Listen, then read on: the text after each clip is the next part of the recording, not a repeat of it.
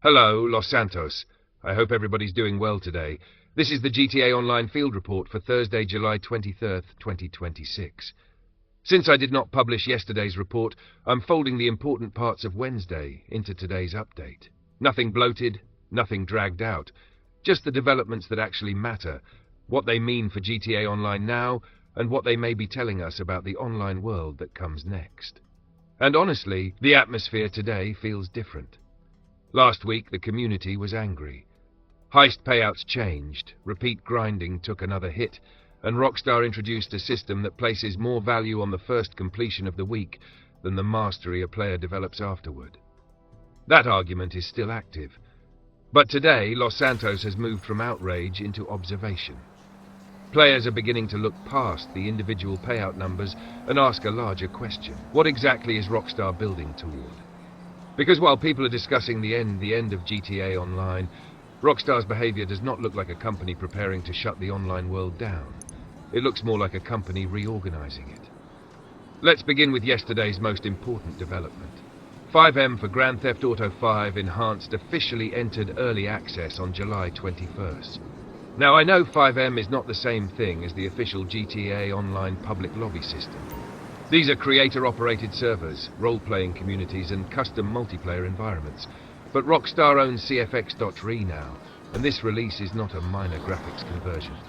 The enhanced platform introduces major networking changes, a new CFX server component, stronger synchronization, lower memory use, expanded developer tools, and server monitoring. Server operators can configure synchronization as high as 120 updates per second, up from the much lower rates used by the legacy version. And the developers are preparing public tests that could eventually push beyond the current 2,048-player server limit. That is not maintenance mode behavior. That is infrastructure work. Rockstar is helping modernize a platform where large communities can build their own versions of Los Santos, operate custom economies, create jobs, manage properties, and keep players inside persistent multiplayer environments. And this is where I want you to stop and think about something. Why would Rockstar invest in larger player counts, better synchronization, modern scripting systems, and stronger server controls if the broader GTA Online concept was about to be discarded? That does not prove FiveM technology will become the foundation of the next official GTA Online. We do not have evidence for that. But it does prove that Rockstar still sees enormous value in persistent Grand Theft Auto multiplayer, and I think that distinction matters. Grand Theft Auto 6 has officially been described as a single-player experience releasing on November 19, 2026. Rockstar has not officially announced a separate GTA V6 Online, nor has it explained how a future Vice City multiplayer environment will connect to the GTA Online service we already have. Interestingly, digital GTA 6 purchases include a free month of GTA Plus, connecting the new single-player release directly to Rockstar's existing online subscription system. That makes me skeptical of the idea that Rockstar will simply erase GTA Online, delete established accounts, and tell everybody to start over under a completely separate name. Could Rockstar create a separate Vice City character economy? Absolutely. Could they prevent existing Los Santos money from immediately entering a new city and destroying its progression? That would make sense. Could they keep Los Santos active while introducing another region, another character, or another economic layer under the same GTA Online umbrella? Structurally, that makes more sense to me than shutting down an online service containing years of player history. Purchased properties, garages, businesses, clothing, vehicles, and subscription relationships. Think about your own account. Would Rockstar gain more by deleting everything you built, or by giving you another world where the account can continue expanding? One method destroys attachment. The other method monetizes attachment. And Rockstar understands attachment very well. We have garages full of vehicles we barely remember buying. Some of us have properties we visit twice a year. But let Rockstar threaten to remove one of them, and suddenly it becomes a family heirloom. That is the GTA Online relationship. So no, there is currently no confirmation that Los Santos, Vice City, and eventually other cities will become connected through airports, boats, trains, or property menus. That part remains theory. But I agree with the larger direction. The name GTA Online may survive independently from the numbered single-player releases. All right. GTA for 6 can remain GTA 6. GTA Online can remain a persistent service. And Vice City could become an expansion of that service without requiring Rockstar to name the entire thing GTA for 6 Online. We will have to watch how they structure the accounts, characters, and economies. But I do not see account deletion as the only option, or even the most useful option for Rockstar. Now let's move into today's actual GTA Online atmosphere.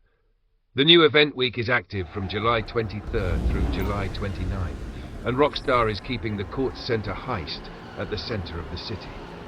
The primary paintings have rotated, the first completion bonus has reset, and completing the Courts Center Heist without dying now satisfies the weekly challenge for an additional 400,000 GTA dollars. Mansion owners who qualified for the Fine Art Collector rewards can also continue claiming their art studio discount, free Vault keypad upgrade, special painting, mansion sculpture, and free Annihilator stealth through August 5th. So if you own a mansion and have the art studio, this is the week to perform the heist cleanly. No deaths. No heroic last stand in the museum. No standing in front of security fire while searching the weapon wheel for snacks you should have eaten 30 seconds ago. Get in, remove the artwork, and let the $400,000 arrive without turning the museum into a medical documentary.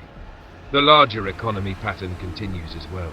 This week, the first completion of the Titan Job finale from Oscar Guzman Flies Again pays double. Associate and bodyguard salaries are paying 4 times the usual amount. HSW races are paying 5 times GTA dollars and RP on supported systems, while Overtime Rumble and the Community Series are paying triple rewards. Once again, Rockstar is directing the player base through rotation.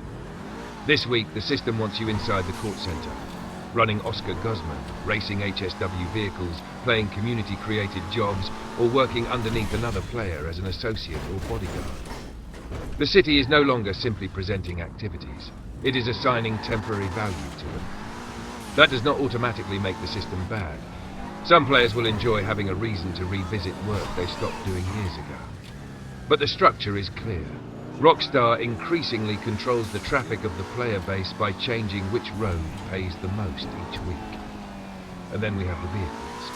The Grotti Veleno GT is now available to everybody through Legendary Motorsport, after GTA Plus members received 1 week of early access and could claim it free through the Vinewood Car Club. The public price is approximately 3 million GTA dollars, while GTA Plus members can continue claiming theirs during the current membership period. This is another example of where GTA Plus appears to be moving. Not necessarily permanent exclusion. Time advantage, convenience, early possession. The subscriber drives the vehicle first, receives it free, and gains access to discounted upgrades. Then, the rest of the community receives the opportunity to purchase it later at full price. That matters because Rockstar may be testing how much value players place on timing. The item eventually becomes public, but the subscriber gets the first week, the easier acquisition, and the reduced financial pressure. That structure can easily travel into a future GTA Online environment. And today also brings the Pegassi Ignis Pursuit. This is essentially the Ignis supercar wearing law enforcement equipment, available through Warstock. The reported trade price is $4,376,250 GTA dollars, while the standard listing reaches approximately $5,835,000. Only Los Santos could look at a Lamborghini-style supercar and decide the missing feature was a police department expense account. But this vehicle is also worth watching because law enforcement vehicles have become a growing collection category. What began as a few special police vehicles is slowly becoming another ownership lane. Pursuit cars, emergency equipment, liveries, lights, roleplay function, and premium pricing. That tells us Rockstar is still expanding the fantasy of what a GTA Online character can own and become. Not just criminal, not just executive, not just nightclub owner, gun runner, biker, or mansion resident. Now the player can increasingly occupy the visual role of law enforcement inside the same sandbox.